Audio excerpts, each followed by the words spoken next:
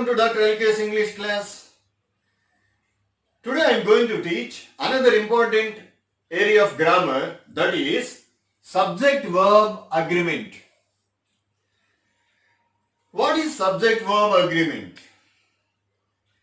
It simply means the subject and verb should agree in number. If subject is singular, the verb also should be singular. If subject is plural, the verb also should be plural. Look at this sentence. The basics of English grammar is essential for a good speaker. What is the subject here? Here the subject is the basics. The subject is basics. And what is the verb here? Is verb. And this remaining part is object. So for example, this sentence is a family. Imagine, the sentence is a family. In a family, there will be at least 3 persons. Husband, wife and a child. Take this subject as husband. And take this verb as wife. And this object is child. So in a family, there will be minimum 3 persons. One is husband, another one is wife, another one is a child. So if there is no agreement and understanding between the husband and wife, then there will be a problem in the family. Similarly, if there is no agreement between the subject and the verb, then the sentence will be wrong. So read this sentence once again. Here the subject is the real subject, the main subject, the asli subject. Asli subject is basics. But when you take this entire one as subject, then here this helping verb is, it seems correct. So you may mistake this one. So here the real subject is the basics. The basics is plural. Here the subject is plural. So it should take plural helping verb. So what is wrong in this sentence? Here helping verb is wrong. It should take plural helping verb are. So the correct sentence is the basics of English grammar are essential for a good speaker. Hope you got it.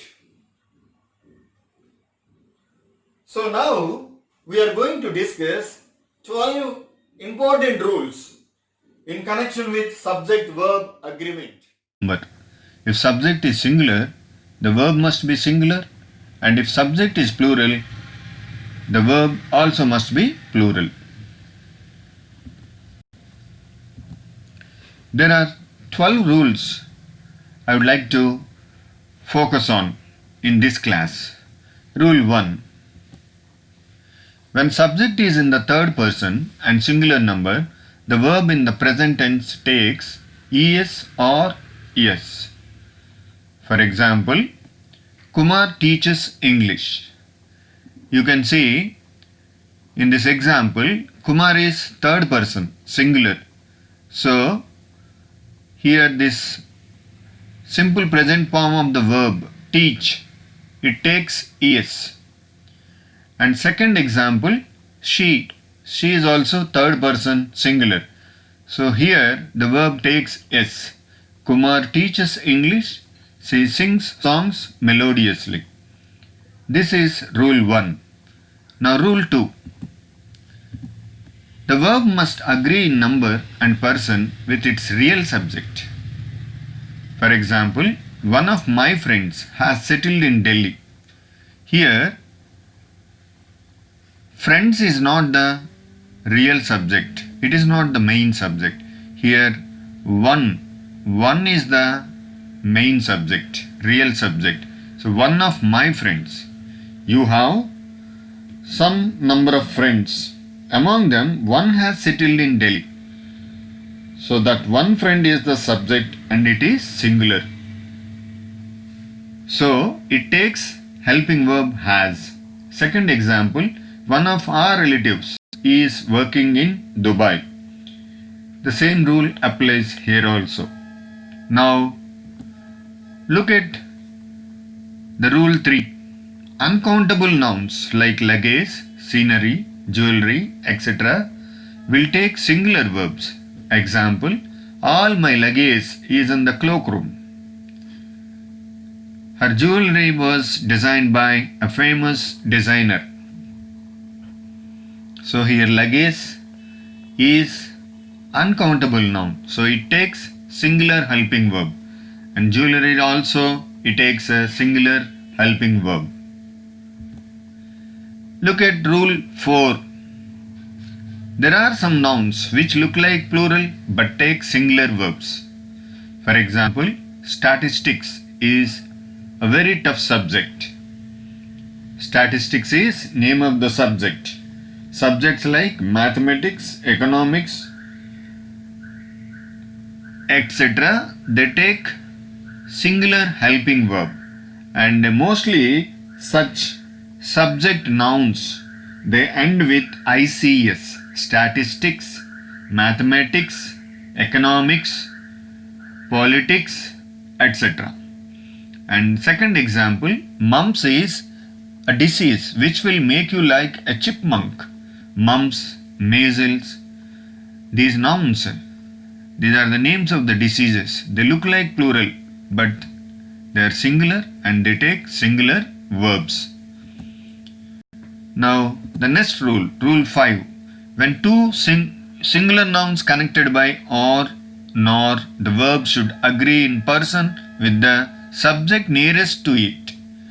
For example, the first example, neither Ramesh nor his family members have visited Kulu Manali. Here, the family members is the nearest subject. So it takes have plural helping verb. It takes have plural helping verb. And second example, if you say, neither the teachers nor the principal has sent the mail. Here the principal is the nearest subject to the verb. So it takes has. Now rule 6. Collective nouns like team, committee, family, etc. are considered singular and take singular verbs in most of the cases. For example, the committee decides what to do. Here the committee, it is a collective noun. So it takes singular helping verb.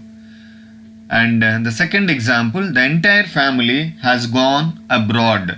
Family is also a collective noun which takes singular verb. Now rule 7. If two nouns in a sentence refer to the same person or thing, the verb that follows should be singular. For example, the chairman and managing director is presiding over the function. Here the chairman and managing director. Chairman is